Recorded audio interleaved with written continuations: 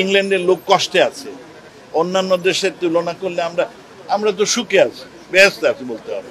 সারা বিশ্বে মন্দার ভাব আসছে এবং এইটি একাধিক কারণে, এক কোভিডের কারণে তো হলো, আর এরপরে যুদ্ধ যুদ্ধ করে তারপরে এই যে স্যাংশন ট্যাংশনের জাল করেন, সাপ্লাই চেইন ব্যাঘাত হয়, তার ফলে আমাদের মন্দা এসেছে বিভিন্ন দেশে। আমরা সেই দিক থেকে খুব ভালো অবস্থানে আছি।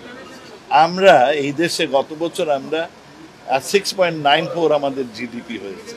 কোথায় মন্দা দেখলেন? আমার এখনো আমার inflation rate lower to most of the country. আমার ইনফ্লেশন রেট এখনো 6 কত জানি, আর যদি আমেরিকা দেখেন 9.1, আর অন্যান্য দেশে অনেক বেশি, কত জানি 60% বেড়েছে টার্কিতে। ইংল্যান্ডের লোক কষ্টে আছে, অন্যান্য দেশের তুলনা করলে আমরা পাকিস্তানের 37%। আমরা তো সুখে আছি, ব্যস্ত আছি বলতে হবে। তবে হ্যাঁ, আমাদেরও চ্যালেঞ্জ আছে। আমরা এই চ্যালেঞ্জগুলো যাতে মোকাবেলা করতে পারি, এই জন্য আগে ভাগেই আমরা কিছুটা সাশ্রয়ী হয়েছি। বিভিন্ন আমরা উদ্যোগ নিয়েছি যে যদি বেশি ঝামেলা হয়, সেই ঝামেলাতে আমরা আমাদের কিন্তু শুনেন, এই যে কিছু পণ্ডিত বলে থাকে কি এই কিসের রিজার্ভ কমে গেছে। শুনেন, আগে 3.4 বিলিয়ন আমাদের রিজার্ভ ছিল, এই নিয়েই বড়াই করতেন, আর এখন 40-এর উপরে। হ্যাঁ, আমরা 48 পর্যন্ত উঠেছিলাম, খরচ হয়েছে, খরচ তো হবে, রিজার্ভ তো উঠানামা করবেই, কিন্তু ইজ নট দ্যাট ব্যাড। আমরা 40-এর মতো আপনার রিজার্ভ আছে, না 8-9 মাসের একেবারে মজুদ আছে। আর আমাদের দেশের ক্রেডিবিলিটি বেড়েছে। আপনার রিজার্ভটা দরকার হয় সেই দরিদ্র দেশগুলোর জন্য, কারণ দরিদ্র দেশগুলো যখন বিদেশ থেকে জিনিস আমদানি করতে চায়, তখন তাদের ওই রিজার্ভ থেকে টাকা দিতে হয় অগ্রিম, আর ধনী দেশগুলো টাকা দিতে হয় না। জাপান কিংবা মনে করেন আমেরিকার রিজার্ভ নাই, সৌদি আরবের রিজার্ভ নাই, কিন্তু তারা যদি কারোর কাছে কিছু চায়, ওরা এমনি মাল দিবে, কারণ কান্ট্রি হ্যাজ এ ক্রেডিবিলিটি। আমাদের কান্ট্রিরও ক্রেডিবিলিটি অনেক অনেক। বাংলাদেশ যখন স্বাধীন হয়, আমি তখন কমার্স মিনিস্ট্রিতে চাকরি করি, সেই সময়ে আমরা সব কিছু বিদেশ থেকে কিনতাম, কিন্তু তখন একটা নতুন নিয়ম করে দিল যে থার্ড কান্ট্রি দিতে হতো। থার্ড কান্ট্রির একটা কি নিয়ে আসতে, চিঠি নিয়ে আসতে হতো যে আমরা যদি ফেল করি ওদের পয়সা দিতে, তাহলে থার্ড পার্টি, তৃতীয় দেশ, ওটা মানে ইন্ডিয়া, তারা এইটা গ্যারান্টি দিত। এইরকম বদনাম ছিল আমাদের ওই দিন, এখন নাই।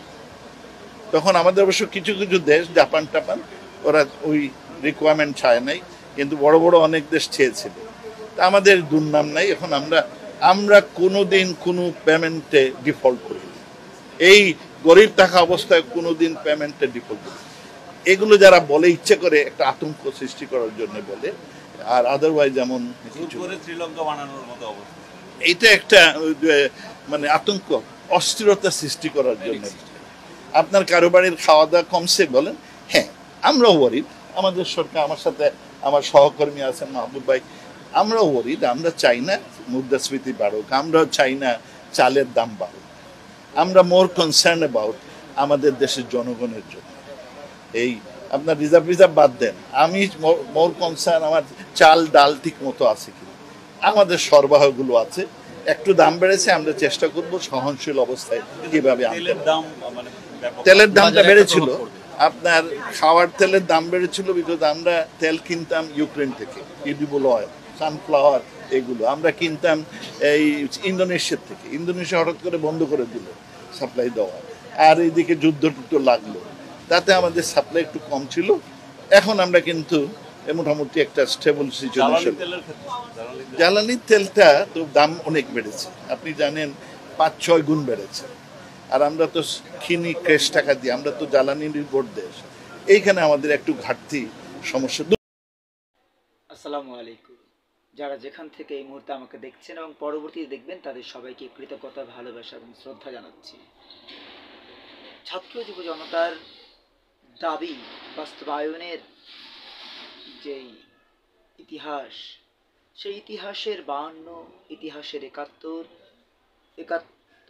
পরে 90 এবং পরবর্তীতে প্রচণ্ড রকমের আন্দোলন সংগ্রামের মধ্য দিয়ে এগিয়ে চলা বাংলাদেশে আজ ইতিহাস দাঁত কেলিয়ে হাসছে। ধর্ম, সমাজ, সংস্কৃতি, শিক্ষা, মানবতা সব কিছু এখন উপহাস করছে বাংলাদেশকে। কেননা বাংলাদেশের একজন মন্ত্রী বললেন, আমরা বেহেশতে আছি, বাংলাদেশ নাকি বেহেশত। যদি সেটি হয় সেক্ষেত্রে কিন্তু বাংলাদেশ ধর্মের যেই জায়গা সেখান থেকে অনেক দূর ছিটকে পড়েছে। কেননা বেহেশত মহান স্রষ্টার অনন্য অবদান, যেটি পৃথিবীতে উত্তীর্ণ মানুষেরা পরকালে পাবেন বলে পবিত্র কোরআনে নির্দেশনা রয়েছে। এ ব্যাপারে বিভিন্ন ধরনের বক্তব্য রয়েছে। মহান আল্লাহ তাআলা বিভিন্নভাবে এটির বিশেষ গুণকীর্তন কোরআনে লিপিবদ্ধ করেছেন। সেই বেহেশত নাকি এখন বাংলাদেশ, আমরা নাকি সেই বেহেশতে আছি। আচ্ছা, বেহেশতে কি লোডশেডিং হয়? আপনাদের কাছে প্রশ্ন রাখছি আমরা। আচ্ছা, বলতে পারেন বেহেশতে কি ধর্ষণ, খুন, নৈরাজ্য হয়? আচ্ছা, বেহেশতে কি দুর্নীতি হয়? আচ্ছা, বেহেশতে কি দ্রব্যমূল্যের দাম বাড়তে থাকবে? বেহেশতে কি হবে আসলে? সেটি পবিত্র কোরআনের দিকে যদি আমরা তাকাই, সেখানে স্পষ্ট করে বলে দেওয়া হয়েছে, পৃথিবীতে এমন কোনো কিছু নেই যা বেহেশতে রয়েছে। শুধুমাত্র পবিত্র দুধ এবং সুবাতাস, যার নমুনা মাত্র। বেহেশতে যে খাদ্য দেয়া হবে তার 1000 ভাগের এক বিন্দু পরিমাণ স্বাদ পৃথিবীতে দেওয়া হয়েছে।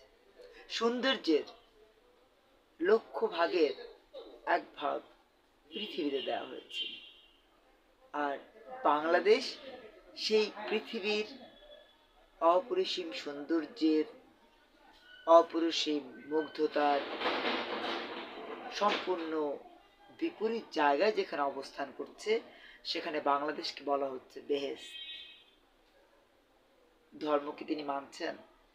তার নাম যদিও মোমেন, কিন্তু কতটা তিনি ইমানদার সে বিষয়ে যথেষ্ট সন্দেহ রয়েছে যারা আমাদের দেশের প্রকৃত ধর্মীয় আলেম তাদের।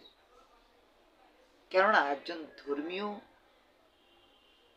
ইমান আকিদার মানুষ কখনোই কোনো পরিবারকে, কোনো দেশকে বেহেশত বলতে পারবেন না, বলতে পারেন না। যেহেতু তিনি এটি করেছেন, তার দ্বারা প্রমাণিত হচ্ছে যে সম্পূর্ণ অর্থেই শুধুমাত্র নিজের ক্ষমতাকে টিকিয়ে রাখার জন্য, মন্ত্রিত্ব টিকিয়ে রাখার জন্য তিনি দেশের মানুষকে বোকা বানানোর জন্য এভাবে একের পর এক বিভিন্ন সময় বিভিন্ন ধরনের কথা বলেছেন। যেমন এর আগে তিনি বলেছেন যে প্রবাসীরা নবাব হয়ে যায় দেশে আসলে। যেখানে প্রবাসীদের অর্থে দেশ চলে, সেখানে প্রবাসীদেরকে তিনি যাচ্ছে তাই ভাবে গালমন্দ করেছেন, বকা দিয়েছেন। এটি সত্যিকার অর্থে আমাদের জন্য লজ্জার। আমরা মনে করি সত্যিকার অর্থে সাধারণ মানুষ যদি ঐক্যবদ্ধ হয়, এমন মন্ত্রীদেরকে, এমন অথর্ব মন্ত্রী, অথর্ব এমপিদেরকে, সচিবদেরকে আমরা সত্যিকার অর্থেই প্রতিহত করতে পারব। তা না হলে এদের দ্বারাই চলবে বাংলাদেশ, আর শুধু গাল গপ্পে মত্ত থাকবে বাংলাদেশ, যেটি আমাদের কারোই প্রত্যাশা নয়। ভালো থাকবেন সবাই, খুব ভালো কথা হবে আবারও। বিজয় বাংলাদেশ, বিজয় নতুন ধারা, নতুন ধারার অঙ্গীকার। দুর্নীতি থাকবে না।